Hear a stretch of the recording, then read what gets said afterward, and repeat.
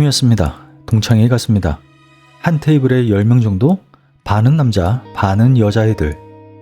아이들이라고 했지만 우리는 벌써 나이가 조금씩 들었습니다. 하지만 이 모임 안에서 왜인지 그 시절 그 분위기가 살아있었어요. 거기에 제이가 있었습니다. 숨이 멎었습니다. 30년이 넘게 정말 한 번만이라도 다시 볼 수 있었으면 했던 그 사람. 아무렇지도 않게 거기 앉아 있었습니다.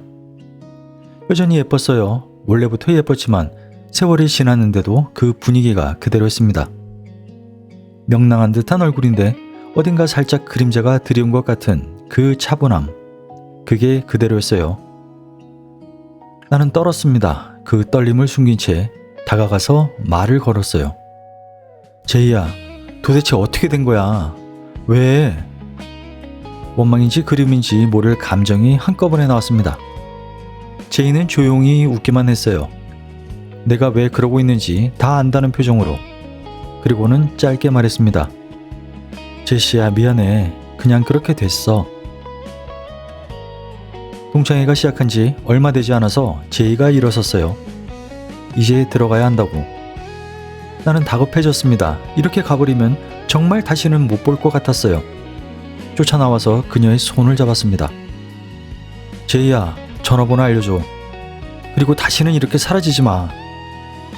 제이가 웃으면서 고개를 끄덕였어요. 자기 상황이 있어서 마음대로 시간을 내기는 어렵지만 다시는 사라지지 않겠다고. 다음에 꼭 보자고. 폰을 꺼냈습니다. 번호를 입력하려는 순간 거기서 깹니다. 항상 거기서 깨요. 이 꿈을 10번도 넘게 꿨습니다. 내용은 매번 비슷합니다. 오래간만에 만났고 울음이 나올 것 같고 말을 건네고 막 연락처를 받으려는 순간에 그 순간에 꿈을 깹니다. 깨고 나면 한참을 천장을 보면서 누워 있습니다. 손에 뭔가를 잡을 것 같았는데 내 손이 비어있는 느낌. 그리고 그 허탈감이 한동안 갑니다. 나는 지금 50대 중반입니다. 제이를 마지막으로 본 게 대학교 때니까 30년이 넘는 시간이 흘렀어요. 페이스북이 유행했을 때 이름을 검색해 봤습니다. 구글에도 쳐봤어요. 꽤 흔치 않은 이름인데도 전혀 나오지 않았습니다. 어떤 해에는 살고 있는 아파트 단지에서 제이를 닮은 여자를 봤어요. 나이도 비슷하고 얼굴 윤곽도 비슷했고 지나쳤다가 다시 돌아가서 보려 했을 때는 이미 그 자리에 없었습니다. 아, 왜 자세히 확인해보지 않았을까? 그 후회가 몇 년을 갔습니다. 40대가 되었을 때 옛 동기들이랑 밥을 먹을 때도 있었습니다. 그때 물었어요. 제이 소식 아는 사람 없냐고. 한 명이 농담처럼 말합니다. 야, 나 전화번호 알거든? 그런데 너한테는 못 알려줘. 니네 무슨 일 생길 것 같아. 다들 웃었지만 알고 있었던 거죠. 내가 제이를 얼마나 오래 생각하고 있었는지를. 나는 이게 왜인지 알고 싶었습니다. 35년이에요. 왜 이 사람이 35년 동안 내 꿈에 나타나는 건지, 그 감정의 실체가 뭔지 그게 궁금했어요. 두렵기도 했고요. 이 이야기를 하려면 그 시절로 먼저 가야 합니다. 대학교 전자공학과 입학하던 날이었어요. 사실 전자공학에 대한 기대 같은 건 없었습니다. 고등학교 2학년 때 수학 선생 하나가 걸렸는데 그 선생이 너무 싫어서 수업을 마음으로 거부해버렸어요. 수학은 연속 과목이니까 한번 끊기게 되면 복구가 잘 안됩니다. 대학 입시 수학 점수는 거의 빵점에 가까웠고 다른 인문계 과목들 점수로 간신히 대학에 들어간 거였습니다. 취업이 잘 될 것 같아서 전자공학을 선택했고 그게 전부였어요.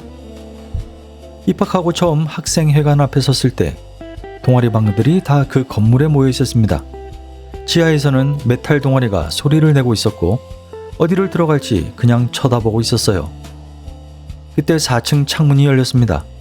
창문 사이로 얼굴이 하나 빠꼼히 나왔습니다. 바람에 머리카락이 흔들렸고 나는 깊이 생각할 겨를도 없이 그냥 결정했습니다. 아, 저기다. 그게 기타 동아리였어요. 그 선택이 제 대학생활의 거의 전부가 됐을 겁니다. 전자공학과 동기들은 전부 다 수학 재능꾼들이었습니다. 수학이 빵점이었던 저는 공부 경쟁이 버거웠지만 기타 동아리는 모두가 초보인 판이었습니다. 너도 나도 기타를 처음 잡는 사람들. 저는 기타에 금방 빨려들었어요. 손가락이 현을 누르는 감각, 얼마나 세고 약하게 줄을 튕기느냐, 어느 정도로 기타를 흔드느냐에 따라서 도레미파 음계에는 없던 묘한 음이 생겨났습니다. 이런 감각은 원래 나한테 있어야 할 게 새로 생긴 것 같은 그런 느낌이었습니다. 그때 나는 몸무게가 48kg였어요. 바람이 불면 날아갈 것 같은 몸. 그런데 존재감은 있었나 봅니다. 기타를 점점 잘 치게 됐고 2학년 선배들보다도 아 얘가 더 잘해 이런 말이 나오기 시작했을 때 나는 그걸로 숨을 쉬었습니다. 집은 가난했습니다. 학교 구내식당에 밥을 사 먹을 돈이 없던 날도 있었습니다. 아버지한테 어렸을 때부터 맞으면서 자랐고 집 분위기는 항상 눌려 있었어요. 그 무게를 밖으로 꺼낼 방법이 없었는데 기타를 잡는 순간만큼은 달라졌습니다. 동아리 서클실에서 기타를 치는 그 시간은 집도 있고 가난도 있고 나를 때렸던 아버지도 잊었습니다. 그 서클실 안에서만은 내가 중심인 세계가 있었어요. 같은 기수의 기장을 맡았고 2학년이 되자 내가 전체 동아리의 회장이 되었습니다. 그 시절 내 일기에는 나 자신을 보라색 인간이라고 썼어요. 어두우면서도 신비롭고 나만의 영혼 세계를 갖고 있다는 식의 그런 세계관. 지금 와서 보면 완전히 중2병이지만 그때는 진심이었습니다. 억압된 환경 속에서 나는 나의 내면 세계에서 버티고 있었던 것 같습니다. 학교를 걸을 때면 누군가 나를 보면서 그런 말을 했습니다. 야, 내가 저 사람 연주회를 봤는데 기타를 2개를 들고 치는 것 같은 그런 소리를 내는 사람이더라? 전자공학과 학생이 아니라 기타에 감정을 실어서 음악을 발사시킬 수 있는 사람. 그게 나였습니다.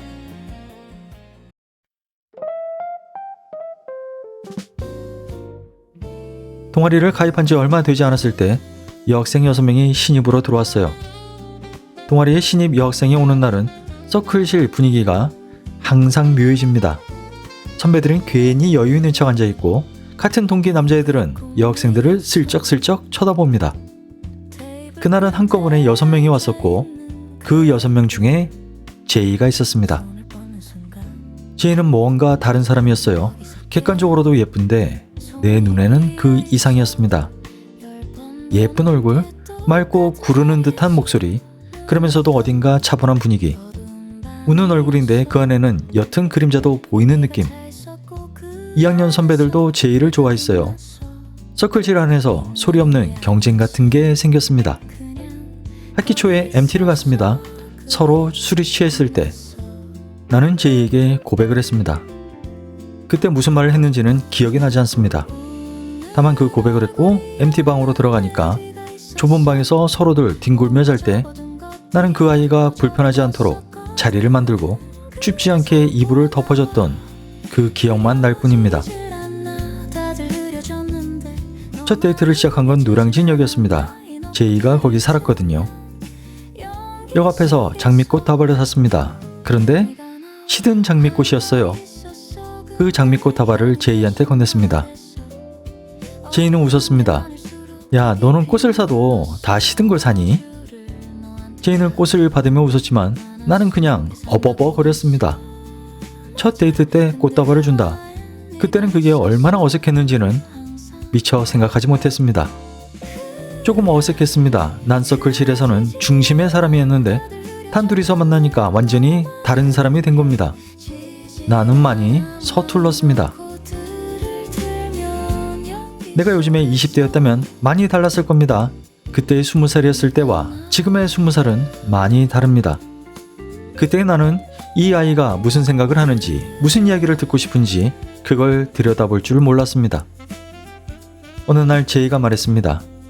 넌 내가 열등감이 얼마나 심한지 모를 거야. 나는 놀랐습니다. 모두가 좋아했던 그 아이, 누가 봐도 예쁜 그 아이가 그런 말을 할 때 깜짝 놀란 겁니다.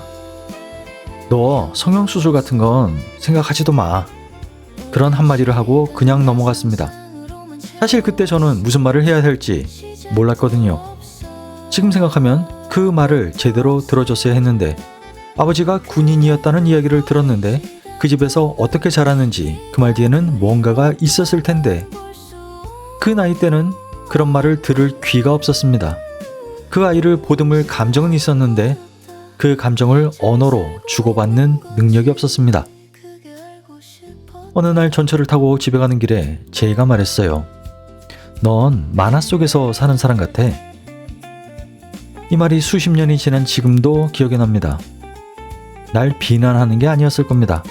내가 현실보다 자기 안의 세계에 살고 있는 그런 사람처럼 보였겠죠. 그 말이 맞기도 했어요. 나는 내 일기장에 내 영혼은 보라색이다 라고 쓰고 있었고 그 시절의 나는 진짜 반쯤은 내 안에서만 살고 있었으니까요. 이렇게 데이트를 몇 번 했고 나는 군대를 갔습니다. 제이가 편지를 몇 번 보내줬어요. 초코파이 박스 안에 롱 스타킹을 넣어서 보내줬습니다. 행군 때 스타킹을 신으면 발에 물집이 잡힙니다. 그 시절에 군대를 가본 사람들은 다 알 겁니다. 그게 얼마나 실용적이었고 따뜻한 거였는지. 편지 몇 통, 초코파이 박스 하나. 그러다 후지부지 됐어요. 특별히 싸운 것도 아니었고 배신도 아닙니다. 군대라는 시간이 흘렀고 각자의 생활이 흘렀고 그렇게 연락이 끊겼어요. 그 시절에는 다들 그랬습니다. 군대를 가면 관계들이 그렇게 됐습니다. 제대를 했습니다. 복학을 하고 다시 기타 서클실에 갔을 때 제이가 포함된 여학생 동기들은 이미 다들 졸업한 뒤였어요. 다른 동기들은 계속 연락이 되는데 제이만 연락처가 없었습니다. 동기 아이들도 모른다고 했어요. 항상 같이 다녔던 단짝 친구도 난 몰라 이렇게 말하고 그냥 사라져버렸어 이렇게 얘기를 했습니다. 그때부터 제이는 신비의 인물이 됐습니다. 누구도 모르는 곳으로 갑자기 사라진 사람. 나는 그 동아리 시절 친구들을 지금도 가끔 봅니다. 지방에서 동기의 결혼식이 있었을 때 내 차에 태워서 같이 가기도 했었고 40대에 내가 지점장이 되었을 때 같이 모여서 밥도 먹었습니다. 다들 연락이 됐고 학교 때 얘기를 떠드는데 그 자리에 제이만 없었어요. 인간관계가 그렇게 되는 경우가 있긴 합니다. 졸업하면서 그 시절 관계를 다 정리하는 사람도 있으니까요. 그런데 제이는 단적 친구들한테도 연락이 안 된다는 게 그게 달랐습니다. 일반적인 소원해지는 그런 관계가 아니라 진짜 사라져버린 사람. 왜 그랬는지는 아무도 모릅니다. 지금도 모릅니다. 그리고 그 이유가 제이가 35년 동안 내 머릿속에 살아있는 이유였는지도 모릅니다. 나는 왜 이 사람을 이렇게 오래 생각해온 걸까요? 솔직히 우리가 캠퍼스 커플이었냐 하면 그것도 아닙니다. 내가 너의 남자친구야. 난 너의 여자친구야. 이런 확언을 서로 나눈 것도 아니었고 깊은 이야기를 나누지도 못했습니다. 서툰 데이트 몇 번, 편지 몇 통, 그게 전부였습니다. 지금 와서 그 시절 동아리 사람들을 떠올리면 아, 그때 좋았다. 너희들과 기타를 쳤고 연주회를 연습했고 담배 연기가 자욱한 그 서클실에서 남녀 동기들이 다 모여서 시시껄껄한 이야기를 웃으며 했었고 하지만 그게 답니다. 다들 잘 살고 있겠지. 그 시절엔 난 그들과 최선을 다했기에 미련 같은 건 없습니다. 다들 내 기억에서 그렇게 물러나 있는데 제이만 선명해집니다. 흐려지는 게 아니라 나이가 들수록 더 선명해지는 것 같아요. 가끔 이런 질문도 나한테 해봅니다. 나는 제이를 기억하는 걸까? 그때의 시간을 기억하는 걸까? 그 사람을 떠올리면 영상 같은 장면이 항상 따라옵니다. 기타 서클실, 담배 연기가 가득했고 의자에 놓였던 너댓 개의 기타들, 거기서 기타를 치고 웃었던 장면들. 가난했고 미숙했고 아무것도 몰랐지만 그 방 안에서만큼은 내가 중심이었던 시절. 제이는 그 시간의 가운데에 서 있던 사람입니다. 48kg의 몸으로 선배들보다 기타를 잘 쳤던 나, 시든 장미꽃을 들고 노량진역 앞에 서 있었던 나, 10,000원짜리 구두를 사서 신고 동네를 걷던 날, 너무 신나했던 나, 보라색 영혼이라고 일기를 쓰면서도 아직 세상이 어디서 어떻게 터질지 모른다고 느꼈던 그 나이. 그때 제이는 내게 이런 사람이었던 것 같아요. 내가 기장을 맡고 회장을 맡고 연주회를 기획하고 합주를 연습시키고 그 모든 내 행동에는 이런 나를 봐줬으면 좋겠다라고 생각했던 내 마음속에 관객이 있었어요. 그 관객이 바로 제이였습니다. 예쁜 연주가 아니라 혼을 뿜는 듯이 연주를 했던 내 스타일. 그게 제이한테 보여주고 싶었던 나였어요. 제이를 보고 싶다는 건 어쩌면 그 시절에 나한테 가고 싶다는 말이기도 한 것 같아요. 그때의 세상은 뭔가 가능성이 있는 것 같았습니다. 전자공학과면 취업이 될 것 같았고 기타를 잘 치면 뭔가 될 것 같았고 아직 어디서 어떻게 터질지 모르는 그런 시대였어요. 나는 지금 50대 중반이 되었습니다. 그 시절에 내가 가지고 있던 혼을 뿜었던 그런 열정, 그걸 세상이 알아주는 성공이라는 모습으로 만들어내지는 못했습니다. 그게 내 탓인지 타이밍의 탓인지 아니면 당시 나의 환경의 탓인지 지금도 명확하게 답을 내리지 못하겠습니다.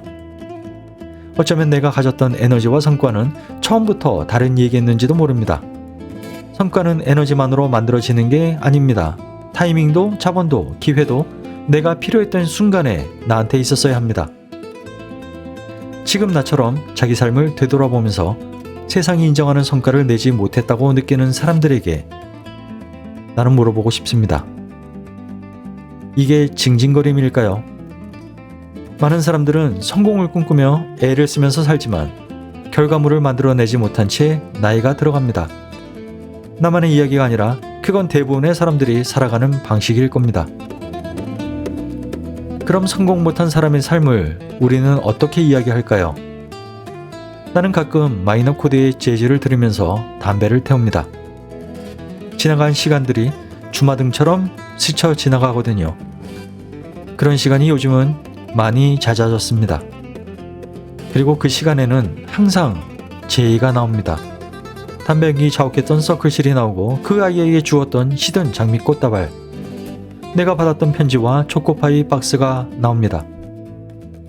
이런 기억을 떠올린다는 게 덜 떨어진 자기 연민일까요? 아니면 세상에서 성공을 만들지 못했더라도 내 삶에서 의미를 찾고 싶은 사람의 방식일까요? 나는 아직 그 답을 모릅니다. 모르는 채로 그런 시간을 갖습니다. 만약 제이를 실제로 만나게 된다면 나는 그에게 어떤 말을 하게 될까요? 이제 와서 연애하자는 말도 아니고 예전처럼 돌아가자는 말도 아닙니다. 사람들은 보통 이렇게 얘기합니다. 상대에 대해서 이미지를 만들고 그 이미지를 마음속에 간직하고 그 환상으로 상대를 사랑한다고 느끼는 거라고. 그리고 실제로 그 사람을 만나면서 이미지와 현실이 충돌하고 환상이 깨지고 불화가 시작된다고. 그러면 나와 제이는 어떤 걸까요? 나는 제이의 실제 모습보다 내가 만들어낸 이미지를 사랑한 걸까요? 어쩌면 그럴 수도 있어요. 하지만 35년입니다. 35년 동안 꿈에서 계속 그 사람을 봐왔다면 그게 단순히 내가 가진 이미지에 대한 집착일 뿐일까요? 나는 이렇게 생각해 봅니다. 그 35년이라는 시간 자체가 그것도 사랑이었다고. 아마 성숙한 사랑이라고 부를 수는 없을 겁니다. 제대로 시작도 못 해봤고 제대로 끝도 내지 못한 미완성의 감정이니까요. 그런데 나는 이 나이에 그 시간을 돌아보면서 생각합니다. 아, 나는 이 사람을 이 오랜 시간 동안 계속 사랑해왔구나. 언젠가 제이를 다시 만난다면 나는 무슨 말을 하고 싶을까요? 넌 아마 모를 거야. 널 봤던 시간은 정말 옛날이고 정말 짧은 시간인데 그게 내 인생에서 꽤 오랫동안 남아있었다. 나는 너를 사랑했다. 진짜 오랜 시간 동안. 그 말 한마디를 하고 싶은 겁니다. 제이가 그 말을 고맙게 받아들이던 어떻게 받아들이건 그건 제이의 몫입니다. 내가 원하는 건 제이의 반응이 아니라 35년 동안 끝나지 않았던 이야기, 사귀다 끝을 봤거나 배신을 했거나 이별을 한 게 아니라 그냥 사라져버린 이야기. 그렇게 오랫동안 열린 채로 있던 그 문에 조용히 마침표를 하나 찍는 것, 그런 의식과 같다는 생각을 합니다.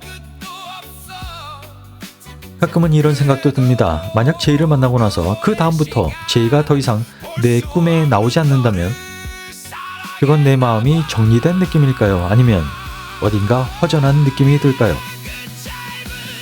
제이는 사람이기도 하지만 35년 동안 내가 붙들고 있었던 어떤 시간인 것 같기도 합니다. 그걸 조용히 닫아버릴 때 나는 그 다음에 무엇으로 그 자리를 채우게 될까요? 이 영상을 보시는 분들은 각자의 삶이 있을 겁니다. 마음속에 비슷한 문이 하나쯤 열려있는 분이 있을 수 있습니다. 제대로 시작도 못 해봤고 제대로 끝도 내지 못한 채로 그냥 시간이 흐르다 보니까 끊겨버린 그 무언가가 있을 겁니다. 만약 지금도 그걸 가끔 꺼내본다면 그건 당신을 과거에 가두는 걸까요? 아니면 그 시절에 자기 자신이 아직 살아있다는 증거일까요? 나는 아직 잘 모르겠습니다.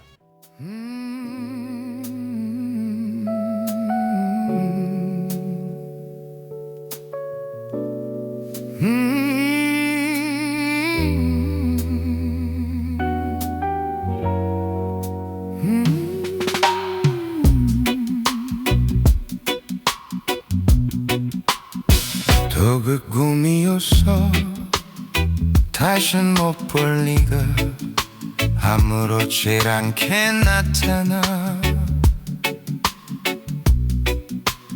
손을 뻗는 순간 사라지는 너 난 항상 거기 속해 담배 연기 자욱한 밤 기타를 잡으며 절규 같은 연주 그게 나였어 내게 유일한 관계 그게 너였어 흐려지질 않아 다들 흐려졌는데 너만 쌩쌩해 마이너 재즈 속 담배를 태우면 아직도 네가 나와 네 얼굴에 있던 그늘 네가 말하던 어두움 보듬고 싶었지만 그땐 들을 귀가 없었어